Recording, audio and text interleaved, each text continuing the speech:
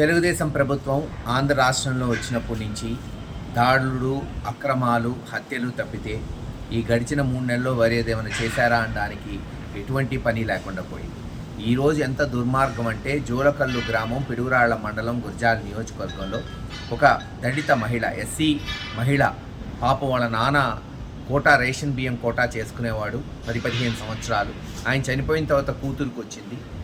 ఆమె కోటా తీసేయటమే కాకుండా వచ్చిన 3 నెలల్లోనే వాళ్ళ కడుపు కొట్టి వాళ్ళకున్న రేషన్ కోటాను తీసేయటమే కాకుండా తెలుగుదేశం నాయకులు 70-80 వేలు కడతావా సస్తావా, లేకపోతే నీ మీద అక్రమ కేసులు పెడతాం, నిన్ను హింసిస్తామని బెదిరించడంతో మరి పాపం ఈరోజో నిన్న రాత్రో ఆత్మహత్య చేసుకుంటామని లెటర్ రాసి కాలువలో దూకిందని ఇందాకే జోలకల్లులోని నాయకులు తెలియజేయడం జరిగింది. ఇంతకన్నా దుర్మార్గం ఈ తెలుగుదేశం ప్రభుత్వం, తెలుగుదేశం నాయకులకి మరొకటి ఉండదు. ఆడపడుచుల్ని, మరీ ముఖ్యంగా ఎస్సీ ఎస్టీ వర్గాలకు చెందిన వాళ్ళని ఈ రోజున అనకదొక్కాలి, వాళ్ళ కడుపు కొట్టాలని ఈరోజు వాళ్ళు చేస్తున్న ఈ చర్యలను తీవ్రంగా ఖండిస్తున్నాం. అంతేకాదు తక్షణమే అటువంటి వారి మీద చర్యలు తీసుకోవాలి. మరి ఆమె కొరకు పోలీసులు గాలిస్తున్నారని తెలుస్తుంది. దేవుడి దయ వల్ల ఆ అమ్మాయి బతకాలని ఆశిస్తున్నాం. రేపు ఖచ్చితంగా జోలకల్లు గ్రామానికి నేను, ఇతర వైఎస్ఆర్సీపీ నాయకులు పోతాం. అక్కడ నిజాలు తెలుసుకుంటాం.